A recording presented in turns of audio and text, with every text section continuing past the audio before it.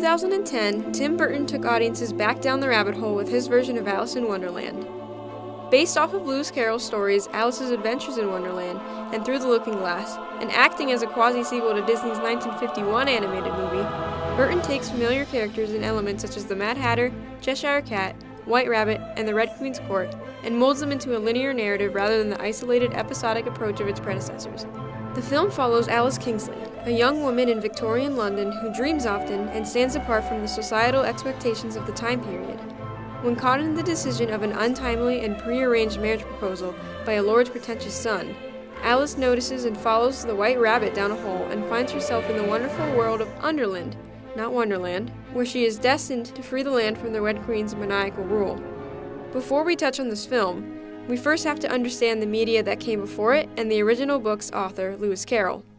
Carroll, whose real name is Charles Dodgson, wrote the first book in 1865 as tribute to stories he used to tell Alice Little, a family friend's daughter.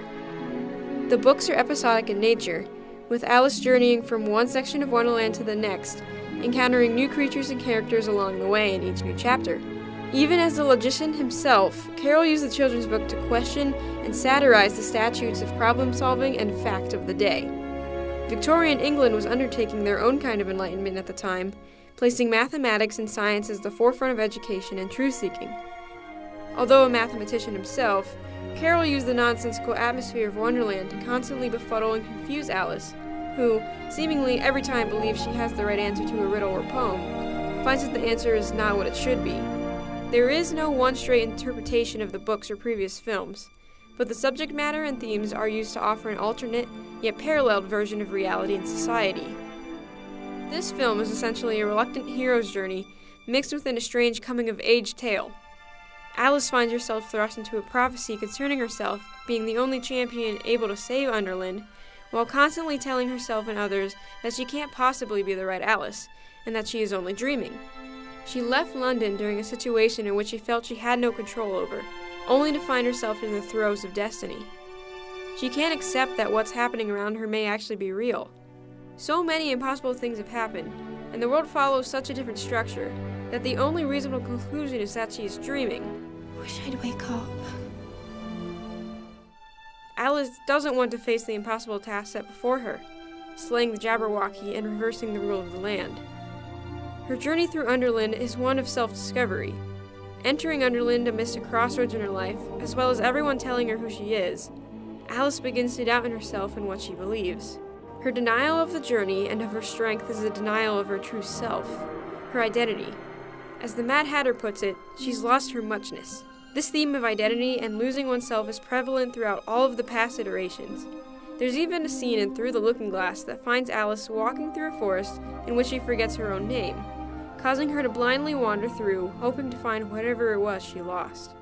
Because of her denial of self, Alice finds herself at the mercy of many of the inhabitants of Underland, starting out reminiscent of a pawn in chess, a game that features heavily in the production design of the film. Moving from situation to situation, much like moving across the board in chess, Alice struggles to understand her place in this world.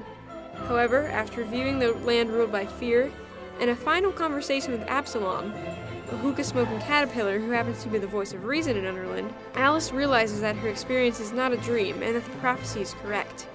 She realizes who she truly is, and undergoes an awakening, so to say. It's explained to us that ever since Alice was a little girl, she's been having dreams and flashes of a strange land, just like Underland. Once she realizes who she truly is, Alice remembers that she had been to Wonderland before. She's felt it before and found her way back to the kingdom. Underland wasn't a dream, though she had mistakenly calling it Wonderland when she was a child. But it was a distant memory once forgotten that had to be found once more.